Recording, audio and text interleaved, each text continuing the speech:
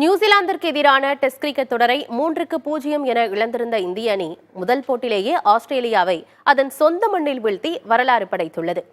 India Australia இடையேயான border Gavaskar கோப்பை test தொடரில் முதல் போட்டி பெர்த்தில் நடைபெற்றது. முதலில் பேட் செய்த இந்தியா 150 ரன்களுக்கு ஆல் அவுட் ஆன நிலையில் ஆஸ்திரேலியாவின் பேட்டிங் வரிசையை பும்ரா சீர்குலைத்தார்.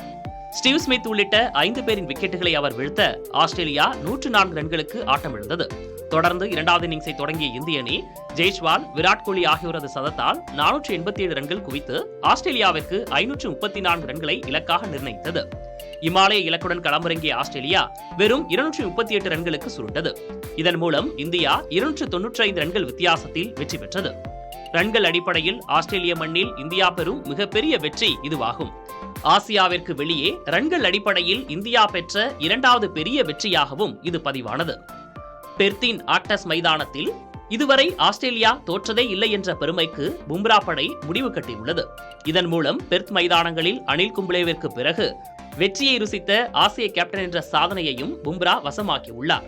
இந்த வெற்றி மூலம் உலக டெஸ்ட் சாம்பியன்ஷிப் புள்ளிப்பட்டியலிலும் ஆஸ்திரேலியாவை பின்னுக்கு தள்ளி இந்தியா முதலிடத்திற்கு முன்னேறியுள்ளது. சொந்த மண்ணில் நியூசிலாந்திற்கு எதிராக படுதோல்வியை சந்தித்த இந்தியா பல்வேறு விமர்சனங்களுக்கு உள்ளானது. ஆஸ்திரேலியாவில் முதல் டெஸ்டில் ஆஸ்திரேலியா தான் வெற்றி பெறும் என்ற கணிப்புகளை உடைத்தெறிந்திருப்பது அணிக்கு நிச்சயம் பெரும் நம்பிக்கையை தந்திருக்கும்.